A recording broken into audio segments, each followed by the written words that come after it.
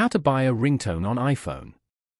To get started, first of all go ahead and open up the iTunes Store application on your phone. Once you're here, go to the bottom panel and tap on More.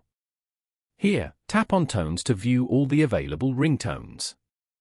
You can browse through the different genres and charts to find a ringtone that you like. Tap See All in the ringtone section to view all ringtones. Tap on any ringtone to view its details.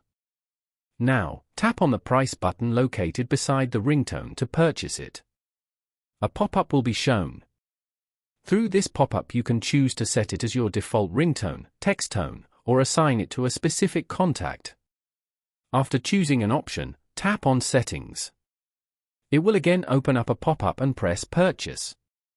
You will be asked to enter your password to sign into your account. After signing in, it will confirm your account and open a pop-up asking for your payment information. Tap Continue and on the app payment page add all your payment information. Finally press Done to confirm. Following these steps, you can easily buy a ringtone on an iPhone.